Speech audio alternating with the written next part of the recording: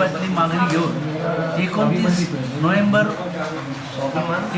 नोव्हेंबरपासून आम्ही आझाद मैदान येथे आपल्या मिर्झा अब्दुल समद शेख या आपल्या कुटुंबासह धरणं आंदोलनाला बसलेल्या आहेत आणि ज्यावेळी बसल्या त्यावेळी सर्व संबंधित अधिकाऱ्यांना, महापालिकेच्या अधिकाऱ्यांना, शासनाला त्यांनी आपल्या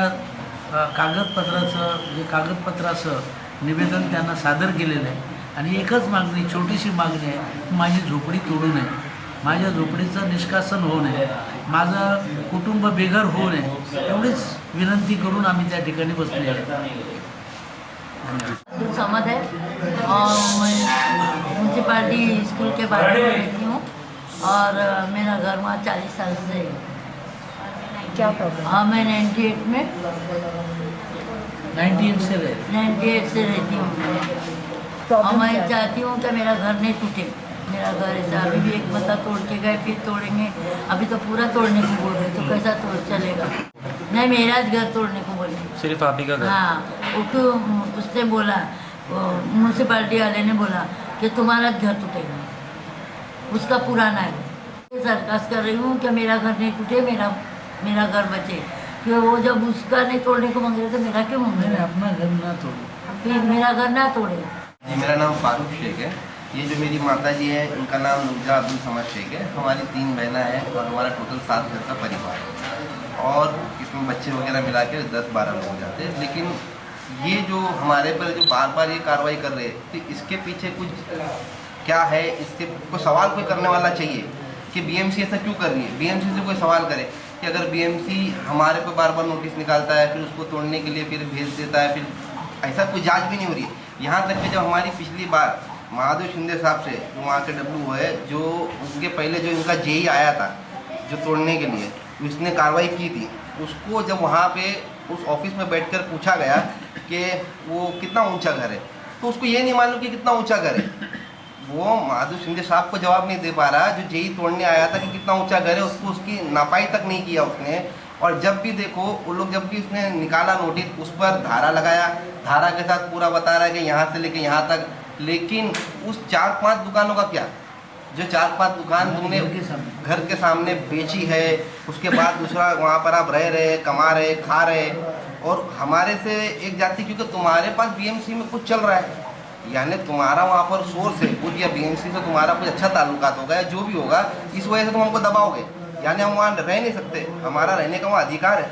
महाराष्ट्र में हम पैदा हुए, महाराष्ट्र के हमारा खुद का जिला, हमारा गाँव कोल्हापुर है, हम ऐसे गांव से है, महाराष्ट्र के होने के बावजूद हमें तकलीफ दी जा रही है, और वो भी कुछ राजकीय नेता के साथ। अगर तुम अकेले, अगर मान लो छोटी मोटी टकरार तो होते रहती है, बीएमसी क्या करती है, उनको बात करती है, उनको भेज देती है, लेकिन तुमने इसको इतना पर्सनली क्यों लिया है? वो भी 2002 से लिया है तुमने उस घर को, पहले भी 2002 से, क्योंकि उस पर हमने दुकान पे कंप्लेंट डाला, वहाँ चला। 2012 में तुमने हम पर कार्रवाई की, 2012 के बाद फिर हम पर आप कार्रवाई कर रहे हो, फिर आप नोटिस भेज रहे हो। अरे आप घर क्यों बांध रहे हो? जब आप घर बांध रहे हो तो हमारे घर को आपने पूरा ढाक दिया और बाद में हमारे छपरे भी तोड़ दिए आपने। और जब हम हमारे 2 ईंट बना करके हमारे रहने के लिए हम व्यवस्था कर रहे हैं, और जब हम हमारे 2 ईंट बना करके हमारे रहने के लिए हम व्यवस्था कर रहे हैं, हम हमारे रहने के लिए, हम कोई बड़ा महल नहीं बना रहे, वो इतने से घर को 8 बाई 10 के घर को हम महल नहीं बना रहे, लेकिन बीएमसी उस 8 बाई 10 के घर को इतना क्यों ले रही है पर्सनली? ये एक बहुत बड़ा सवाल है और ये सवाल को पूछना चाहिए बीएमसी से, और बीएमसी को इसका जवाब देना भी चाहिए, उसको खुल के बोलना चाहिए कि भाई 8 बाई 10 के पीछे आप घर क्यों पड़े हो। हमने कई बार बोला कि भाई हमने इनके खिलाफ 2002 से अर्जी डाला है, उसके बारे में आपने कोई नोटिस निकाला? तो नहीं निकाला। क्यों नहीं निकाला? तो बोले वो आप रहने दो। वो हम क्यों रहने दें? हमको फिर हमारे घर में हमारी बहन जाती है, उनको धमकी देते हैं कि आपको देखो आपका घर टूटेगा, हम तोड़ देखो तो टूटने वाला है। अच्छा ये छोड़िए, डीएमसी में हम गए, डीएमसी तो बीएमसी के ऊपर रहता है ना, वो भी उन्हें फ़ोन करके बोलता है कि ऐसा क्या है। तो हमारे साहब ने पूछा उनको कि कोई हियरिंग, तो हियरिंग भी नहीं दूंगा बोलते, तोड़ दूंगा। मतलब ये क्या है? इसकी तो जांच होनी चाहिए, क्योंकि बहुत पर्सनल चल रहा है मामला, और कोई पर्सनल मामला नहीं चलता। अगर कोई, अभी मैं नॉर्मल हूँ, अगर वो नॉर्मल पीपल है तो इतना पर्सनल नहीं चलता, बट सामने से कोई नॉर्मल नहीं है, इसलिए कुछ पर्सनल चल रहा है। और पर्सनल क्यों चल रहा है, इसकी जांच की मांग है मेरी, और मुख्यमंत्री साहब एकनाथ शिंदे साहब से मुझे न्याय की पूरी आशा है उनसे कि वो मुझे न्याय देंगे, क्योंकि वो बैठे इस पद पर तो न्याय देंगे ज़रूर, और उनसे ज़्यादा उम्मीद हम यही रख सकते हैं।